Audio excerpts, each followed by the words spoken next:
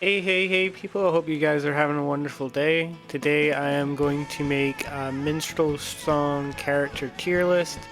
This is based mainly on their availability, stat, growths, as well as just how good they are in general, if you know what I mean. But without further ado, I'm going to separate these into the player carries them, very niche, hard to get, uh, bog standard, better than average, and best.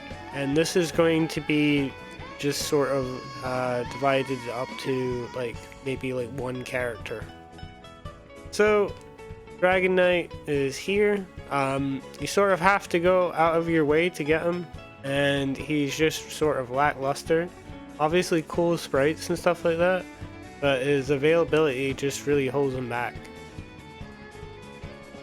Jamil, very available. One of the best characters to start off as in the story. Like if you pick him, you can basically unlock the entire map with your intro, and just leaves you open to go pursue all the events in sequence. He also starts out with two of the other mains, and he's sort of required to unlock Dowd. He's also just generally quite good as like a tank, like a dodge tank basically. But yeah, just alright.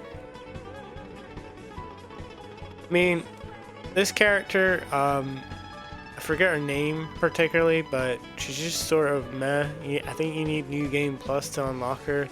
Just sort of just not worth it in general, just not very incredible in general, due to just like availability. This game, you sort of want to start out with your characters early so you can work on them all the way throughout the game and sort of build upon them, and just due to like lack of availability, this character just sucks ass.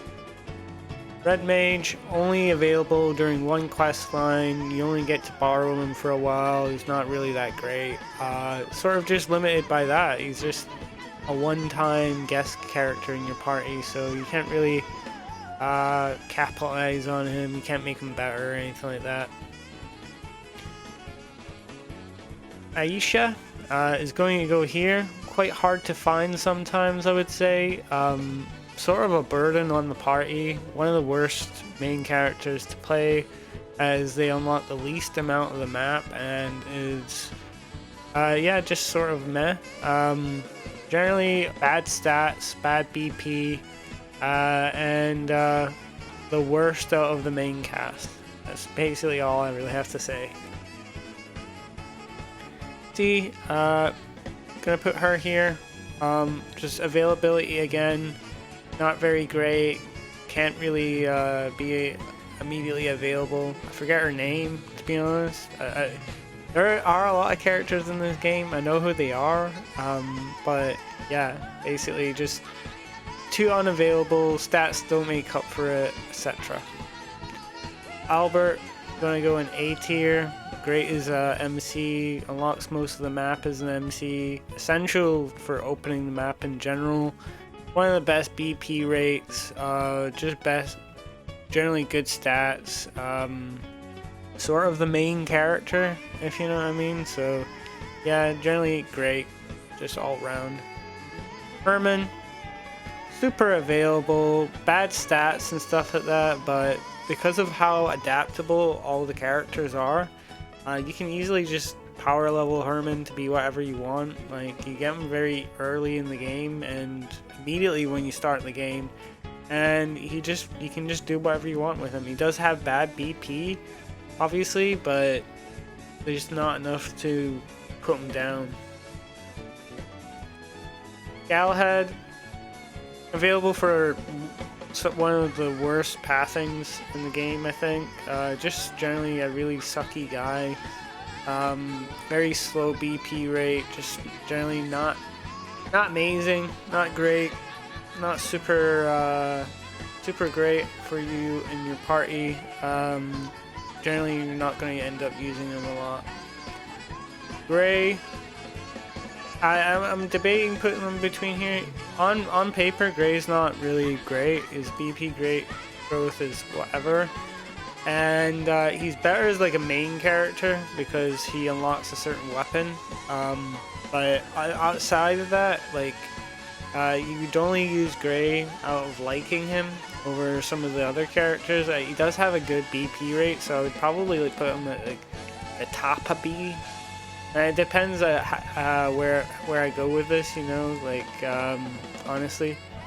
Claudia is S tier. She is the strongest character in the game, undisputed.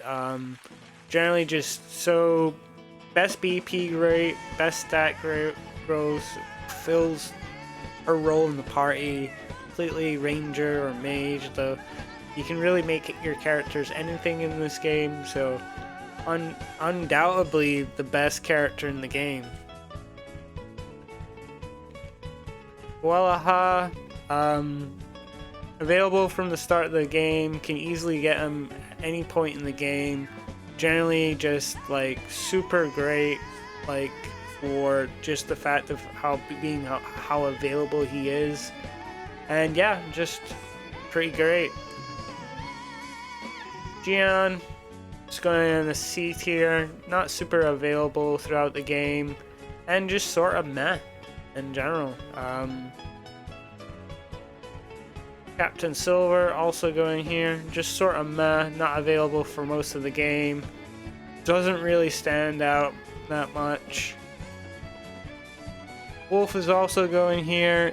You get him as like Claudia's starting companion. You can carry them all the way throughout the game, but you can't equip the same equipment, can't use the same techs as most characters, and just sort of meh in general.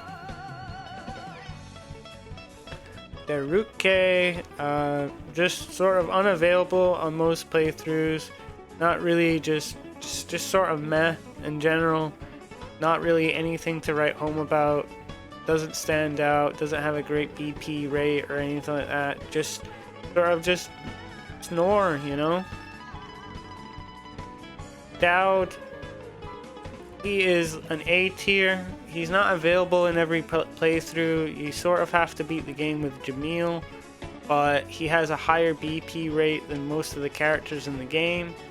Just sort of okay, you know, like he's sort of a new game plus character that you would build upon, and if you do build upon him, he sort of just becomes almost in the same tier as Claudia.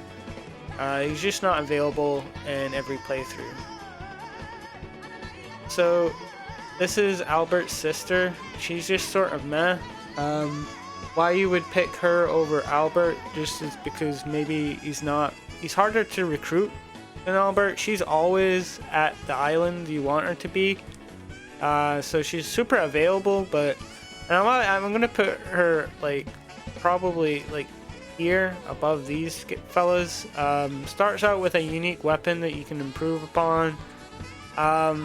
Just you probably want Albert over her, just in general. Theodore going in here, only available as like just one part of the game, not super great. Just yeah, just a guest character, so he's not really a real character. Like, I'm gonna be honest, I can't even tell who this guy is. I think it might be Raphael. Is it Raphael? Is Raphael on this list? Yeah, I think he's Raphael. Going in C tier, he's quite good. He's got good stats, obviously, but it's just the fact that he's only available on one route and just not super available. Barbara. Barbara will go in A tier, high BP rate, super available, unlocks most of the map, one of the best characters to start out as, generally quite good.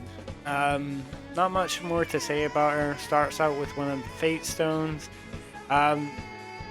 Just like one of the better main characters, and technically I'm gonna have to put her like up here. Maybe Dowd would be like here. Yeah. Put her up here and Dowd here. This fella, I'm gonna put him here. He's okay. He's an okay mage. Just sort of like limited by the fact that he's not super available. Not much to write home about, really. He's just better than some of the other mages. Farah. So Farah is going in C tier. Why you would use her over Dowd or Jamil? I know you can get all three of them in one party, but why would you? She's okay. I don't know. Super, just not great.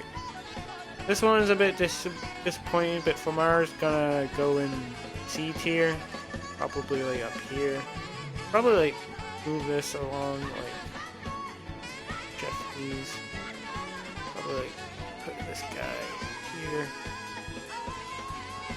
Nah, it'll be probably like something like that. Yeah, just nothing really to write home about. This is another one of those animal companions Claudia gets, just nothing to write home about. I don't think this character is recruitable. Am I right? No.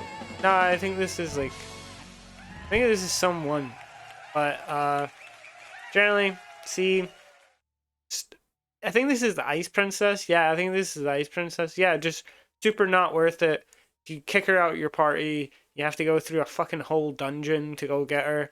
That's another thing about some of these characters. Some of these characters you can't kick out your party, or they're just like super hard to go get again. So yeah. Hawk. Gonna put Hawk around here. Yeah, I mean he's okay. Super recruitable, always available. He's all right. Not the best. Starts out with Hawkblade. There's not really much I can say more than that. I mean, all the MCs can get boosted with like the Fairy King crown thing, but if you're gonna, that requires a full playthrough as that character. So it's not really something you're taking into mind when you're building your party. This little fella going into the C tier. It's not really that good. But yeah, not really much to say. Never used her. Okay stats. Just you get her mid game, so there's no point in like raising her at that point. Miriam. Yeah, I'll put her about here. You get her in most playthroughs. Super recruitable. Great mage. Probably the best mage that you can sort of get, but not Claudia. If you know what I mean. Generally, OK, BP growth, BP rate, etc. This fella, she's going up here. Some of the best BP growth in the game, best BP rate, everything. Really overpowered. Generally, these are the best characters in the game. There's no really like any additions to that. Some of these characters that are MCs, if they get the fairy crown, they might go up here. But these are the best characters in the game without a doubt. Like, if you can get a full party of these characters, generally you're okay. I mean, I will put Jamil here because he's more better. Like, I mean, I might put Jamil here. So, yeah, this is like the best party in the game, pretty much. This fella have to complete a quest line, not worth it to recruit. Bard probably will go here. Super recruitable, obviously, just a bit of a pain in the ass. And Sif can go around. Yeah, Sif can go here. I probably put this like it probably like go like this. And yeah, that's basically every character in the game ranked in terms of how good they are. If you guys have any like disagreements or comments, leave them down below. But basically, this is based on their availability, how easy they are to train, and their stat growth and stuff like that. But other than that, hope you guys have a wonderful day, and ciao ciao.